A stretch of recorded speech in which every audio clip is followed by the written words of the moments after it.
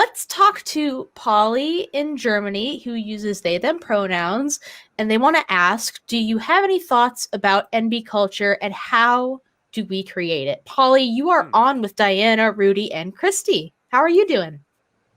Hi, you three. I'm doing great. Yeah. Well, you basically, how do I begin? Basically, I've always felt a disconnect to the binary genders and yeah, I think I'm missing something, and my thoughts are: is there something like non-binary culture? Is it LGBTQT culture? And is there something like that? Diana, do you have any thoughts on that? And maybe is there a way to make it? The quaff. Mention the quaff. Yeah. Yes, we're actually talking about before the show about how there's a non-binary haircut where it's shaved down on the sides and then you have the coif on top and stuff. And I think a lot of non-binary culture is being developed. We are deciding what it means to be non-binary and what it means to celebrate that. And if that means naming ourselves Sock, then we're going to do it, sort of thing. But it's one of those things where we are in a moment where we're able to create it for ourselves and decide what we want to be part of our culture and what we don't, which is, I think, an outstanding place to be. We're at the just beginning of it, and so we get to decide. I love that fluidity. Right, like 10 minutes before we went on, I went and reached into my closet and I put on my blazer. And at the same time, Rudy disappeared for a moment to change into shorts. And I made a comment to Diana about how, that's Enby culture right there. And I can't justify that at all, but I think that they laughed, and I think that Rudy gets it. Like, I don't know why that strikes me as Enby culture, but it kind of is. And I find that just absolutely fascinating. I can't quantify it, but it is beautiful to watch it be constructed. I think, though, Pauly, the best answer to your question is Enby culture is just the culture of Enby people. And so being around other non-binary folks or existing in queer spaces is going to be the best way to participate in, to grow, and to watch that culture develop. As somebody who is just deep into the internet, I can tell you a few things that I've observed from other Enby people and from my own Enby friends, who I have many of. Collared shirts, that's Enby culture. Collared shirts, button-down shirts, having a weird ass name that you picked yourself, that's Enby culture. Like, the name Jay is automatically Enby culture. I don't know why. I don't know how that happened, but that was, I told a story earlier about how me and my fiance, both working at a restaurant separately without talking to each other, met a person who just started working at that restaurant, and we both were like, what are your pronouns? Because you're obviously not cis. And that person's name was Jay. Like, we both were just like, you are not cis. No way. Identifying with small, gross creatures for some reason is a little bit Enby culture. Like, I know so many Enby people who are like, yeah, I'm a goblin. And I'm like, yes, you are. Yep. Yes, you are. And I'm and I am definitely some kind of fairy. But like, I'm not just cute. I'm also the trickster kind. Like, let's be clear. I'm not a fully good mythical creature. Like, there's already things that, like, if you look for it, are Enby culture, but we're in the middle of making it, which is so fun. Like, me and all my Enby friends are in the middle of making Enby culture. Weird bad names are definitely Enby culture. and I love that about us. Like one of my very best fucking friends was like, I'm changing my name to Shade. And I was like, yes. Like, what? That's insane. But yes. I can't help but feel like the ACA needs to create a show that is just you, Rudy, and V sitting around pointing at things that are Enby culture. But that's Enby. That's not Enby. That's Enby. Oh, that's cis. Look at this tree frog. Enby as fuck. Look at this little tree frog. Tree frogs are Enby. I have no idea why, but I get it. I get it. It's just the vibe. It's just. I'm one of those little poison dart frogs. Yeah, So I don't know if that cleared anything up at all, Pauly, but I hope that at the very least you feel welcomed and invited into this this very like burgeoning world. Oh yeah, Rudy, you I think you really helped me with something at first, like broadening my view about what is Enby culture, and also about the names. I've always shied away from searching for more or feeling into more like different names. I mean, yeah, that's really interesting. Maybe I will do that. Yeah. Yeah, if a weird ass name is what feels like you, then who gives a shit if it's weird? It's you. Yeah. Like I mean, that's something that I sort of embraced when I was picking a new name for myself. Rudy is not the name that is on my birth certificate. It is not the name that is on my driver's license. And it's not the name that's on my vaccination card. Everybody should get vaccinated.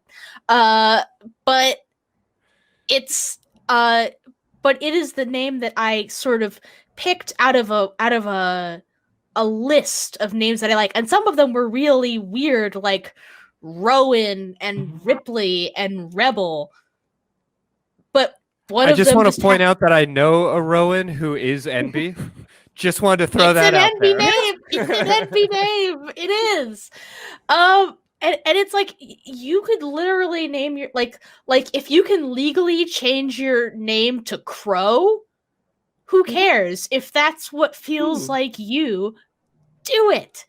Like just you can be prepared to spell it over the phone a lot. Yeah, like Crow, like CROW, Crow. My name is a very, very common name, but when you associate it with this voice and you work over the phone, you end up spelling it about 20 times a day. It's a good time. Yeah, people call me Ruby by accident all the time. All the time. Oh, yeah. Yeah. I just want to point out, I have a friend who's named Flan. So, and they chose that name based out of an internet joke, where on Twitter for a little while, they were a little custard emoji, and then it just sort of evolved from there.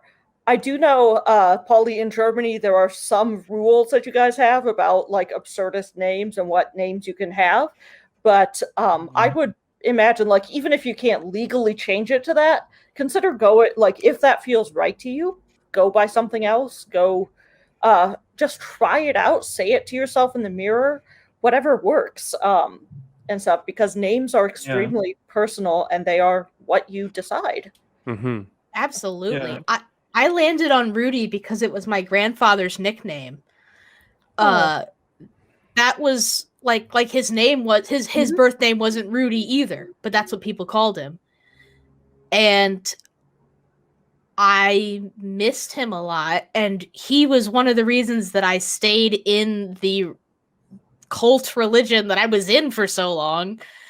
Was like, oh, if my resurrected grandfather. But then when I stopped believing in all that, I still wanted a connection to him. And I was like, I really don't want to change my, like my initials, but I want to change my name. So I'm going to stick with an R name. And that one just came up. And I was like, this feels the closest to me.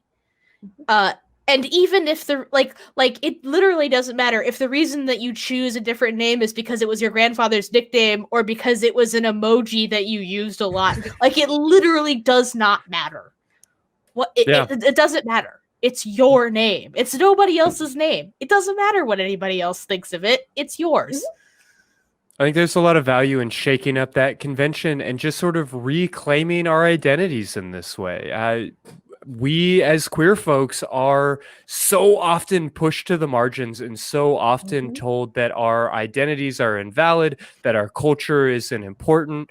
And I think that there's something a little bit beautiful about saying, you know what, who cares what if my great-great-grandfather was named this and my grandfather, and I don't have to carry that legacy. I get to be me. I get to do my own thing, and just embracing that this is your identity and nobody else's.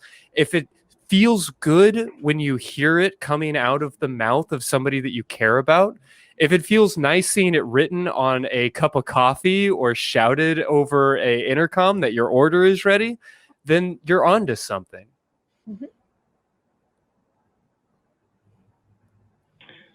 Okay. Yeah.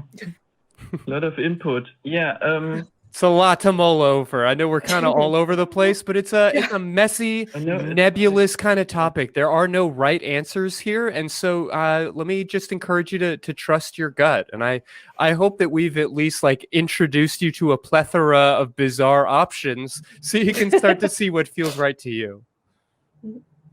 Yeah. Thanks very much. Hey, we appreciate you calling in. Yeah. Yeah. Thank you so much for calling. Yeah. Danke.